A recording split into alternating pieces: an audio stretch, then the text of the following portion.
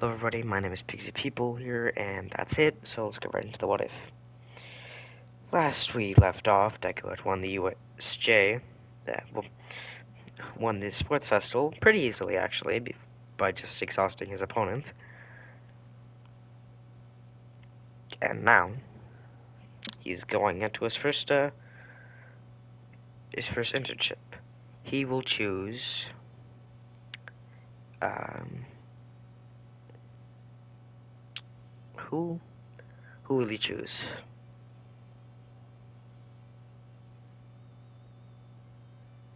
I'm thinking. Let's say random hero whose quirk is to throw spikes off themselves.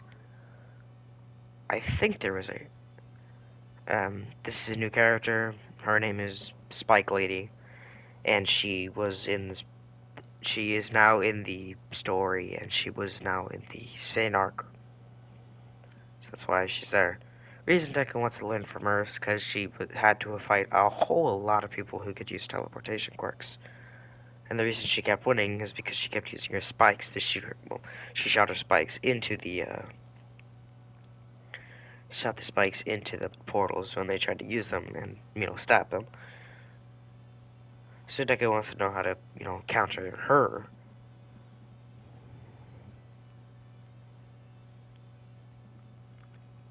And so Deku chills onto her, wondering, and then she eventually teaches him how to counter a person that has her quirk, which is basically to open a portal to trick them, so that and the portal is above them, so their spikes go towards them.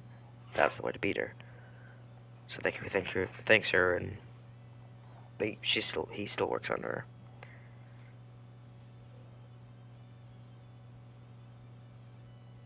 And then, then she hears there's an attack on Hosu. Asks Deku if he wants to come. He comes.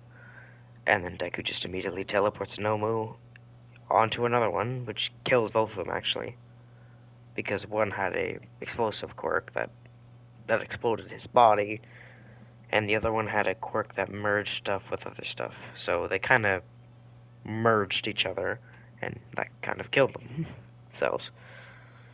And then Deku just started killing a lot of Nomus, cutting them in half, or cutting their heads off, or shooting them into space in case they have a regeneration quirk.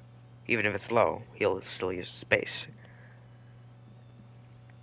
And the Horn Girl is just teaming up with Deku using portals and her using spikes to shoot spikes through the portals. Endeavor also uses it by Deku opening a portal right next to Endeavor, and then he puts his hand through it, puts it on Endeavor in Nomu's shoulder, and just completely cremates them. Basically, Deku is just a support hero for other heroes to use their quirks in surprise attacks, just in case they can't do that. Deku's the counter to that. Then Deku realizes uh, the person Ida internship is here, but Ida himself isn't here. So he tells Endeavor he needs to go look. He tells his mentor, Spike Lady, uh, that he needs to go find his friend, and she says she can hold the moves off from here, and she has the number 2 hero, so I think she'll be fine.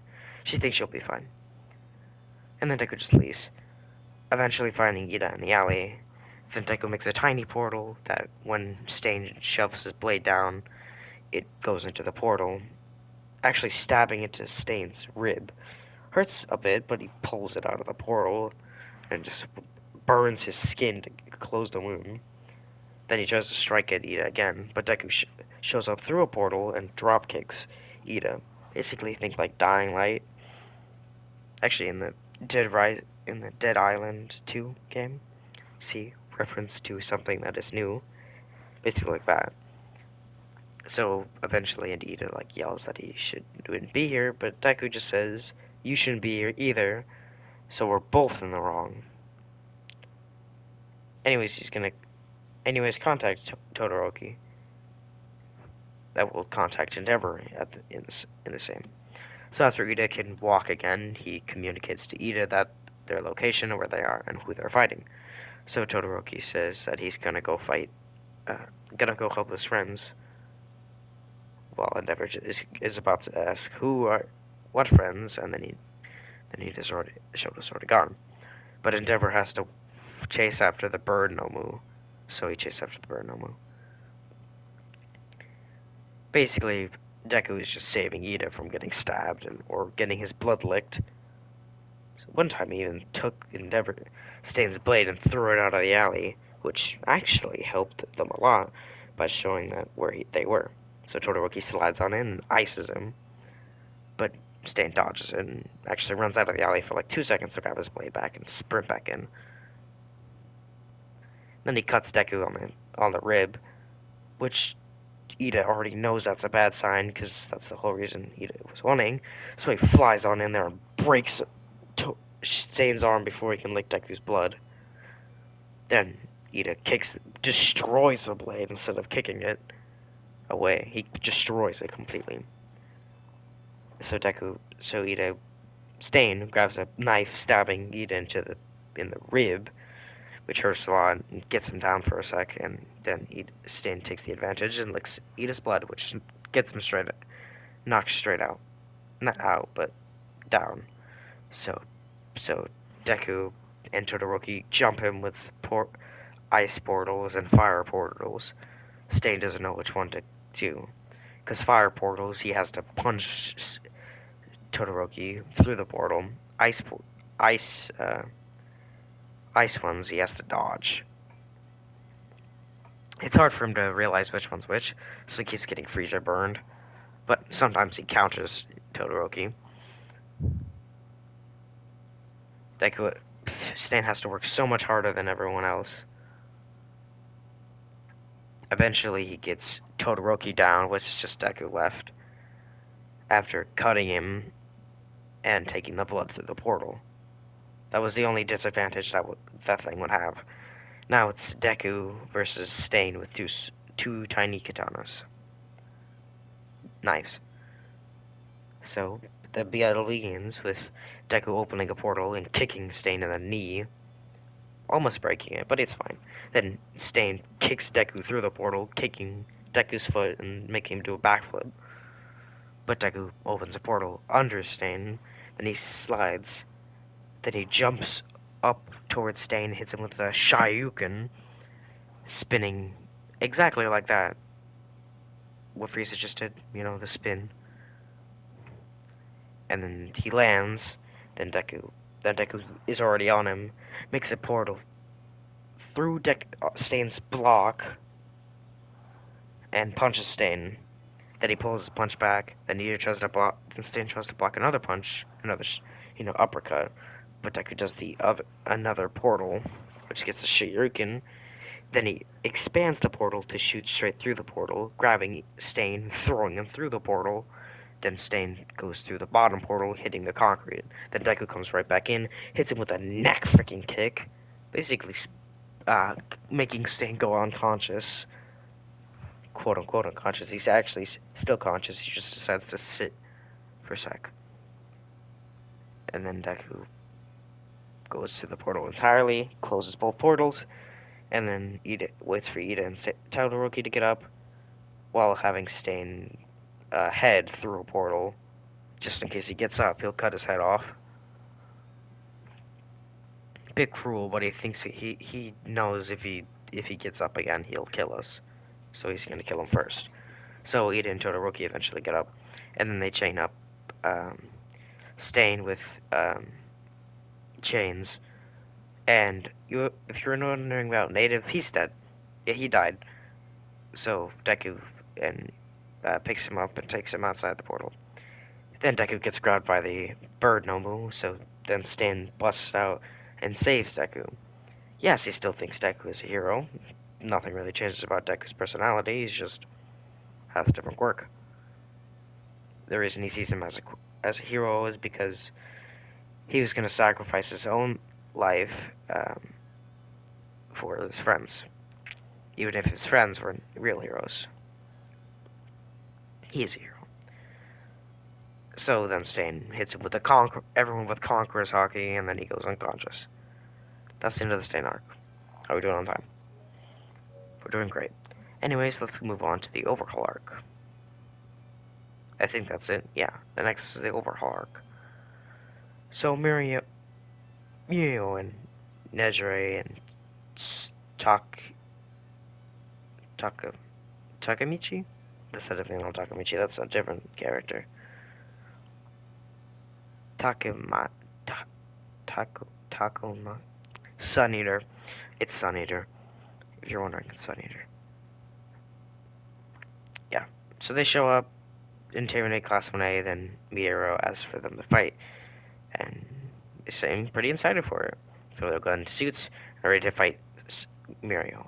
So as soon as Mirio's clothes come off, Deku this time isn't surprised and actually teleports himself next to him and clocks him, which surprises Mirio because he thought everyone would be shocked. But Deku doesn't really care.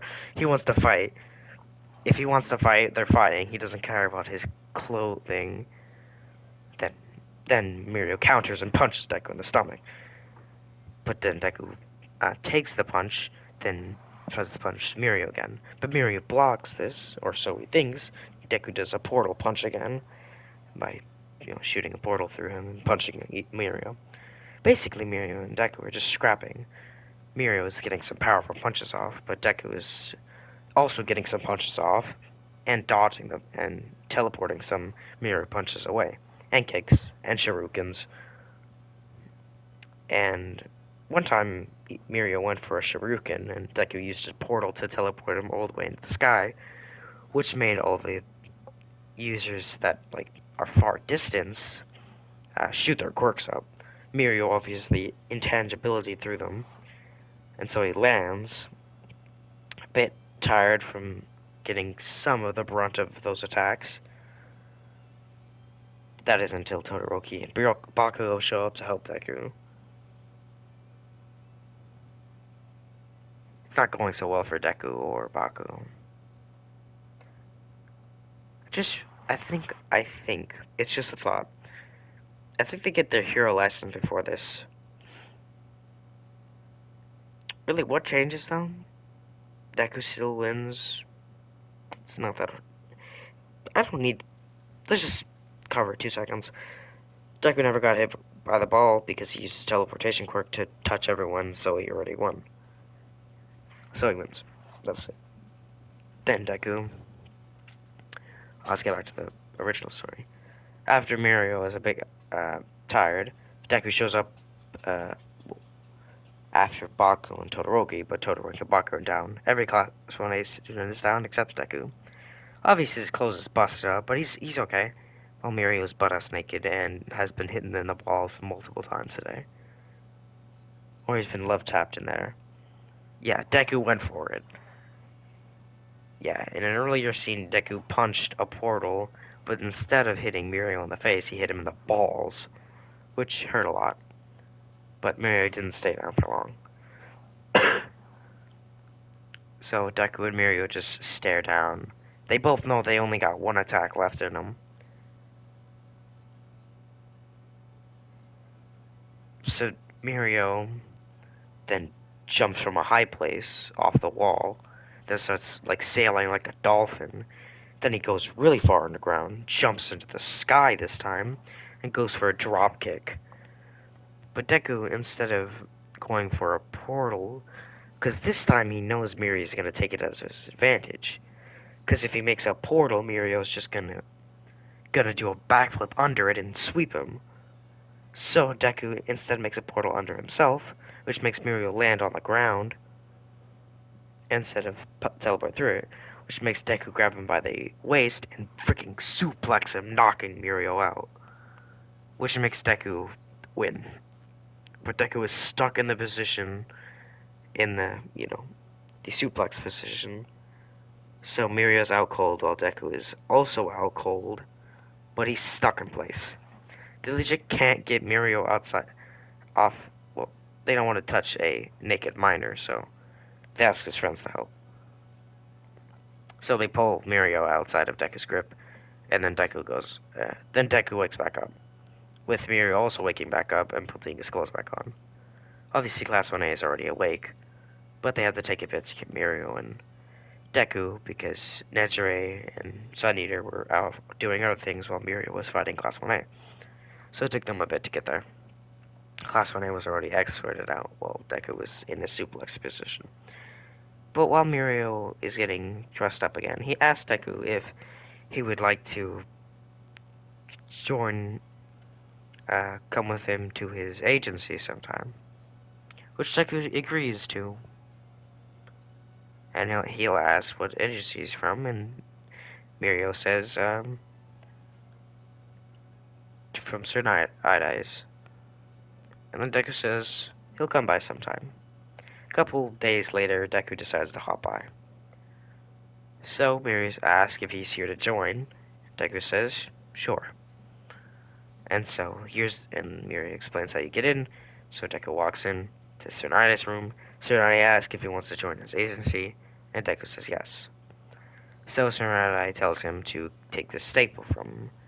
So Deku immediately uses a portal, while then Tsunade skirts away from the portal. But Deku uses this portal as a distraction to make Tsunade's hand move the staple into it. Then Deku grabs it from Tsunade's hand while the portal's through it. Tsunade says, impressive, kid. And then he throws the staple at Deku, which Deku catches it again. So then Tsunade just throws a whole freaking buttload of staples at um, Stamp at Deku, which Deku just reflects all of them. Then Tsunade says, you can join. So Mirio says, did you join after Deku exits Tsunade's room? He says, yeah. Do you want to go on, do you want to go on some, want to go on, uh, man, I can't remember what it's called, but it is the action of looking for stuff. Anyways, Deku heads out. I'm getting Deku and Mirio head out. They walk around until Deku gets a bump on his leg, realizing it's a little girl. It's Eri. He sees the girl's okay, seeing slight bandages, which already makes him mad. Then a guy in a bird mask, not showing his face, plus having gloves on, plus having plus having it custom made as a bird, and making it look like a plague doctor, kinda doesn't give Overhaul the good person vibe. So Deku decides to just hold on to Eri until Mirio tells Deku to let her go. They'll save her later. Deku then reluctantly lets go, and then Mirio and Deku wait for the Pro Heroes. Then the Pro Heroes eventually started talking about Overhaul, and then Deku explains that he's going to save Eri, and he doesn't care if the heroes agree with the student coming. He's gonna save Eri. They don't disagree and just tell him to stay out of the pros' way. So they attack Overhaul. Deku immediately running side by side by the initial group. Obviously, the big guy shows up, but the dragon lady takes care of that. Well, Deku just already used a portal to go past him.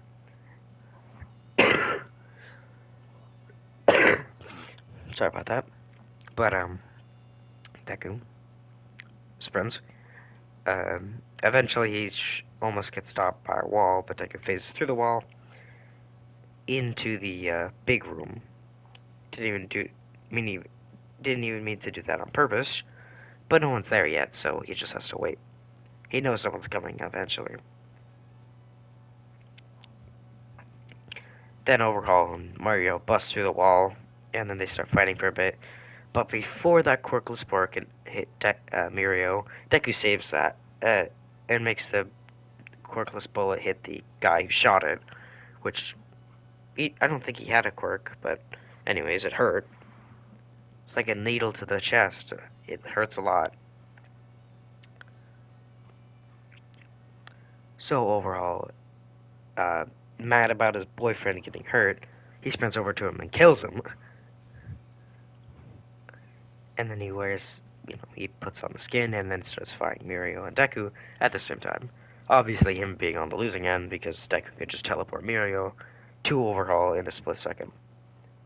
If you're wondering, yes, Bakugo has all for one. Overall. One for all. One for all. One for all. If you're wondering. Just saying. He does. But now, after that, uh, he goes into his god's, basically, demon state. Overhaul. And then Mirio and Deku tag team it by Deku using massive ass portals.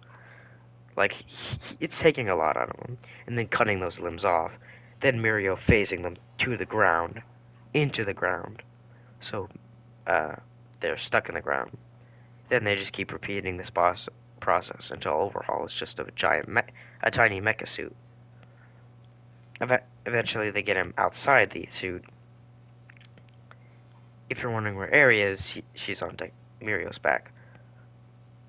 Eventually, Deku shows up behind behind Overhaul, with a giant shard of glass. Like, this thing could be like a sword. Think like Trunks when he's about to go freeze it. Like, he jumps above and says, Overhaul! And then cuts him into 100 pieces. Like, actually. And then he teleports those pieces to space. He still has that ability. He could teleport you straight to space if he wanted to. And that's how overpowered Deku is. Anyways, well, that's the end of Overhaul. Then Deku thinks of getting himself a sword. So he throws away the glass shard and checks on Eri. And that's where I'm going to leave things for right now. I think this part went well. How about y'all? I'm thinking of a new series, and I'll get this one done, tomorrow, I think. Anyways, see y'all. Have a good day.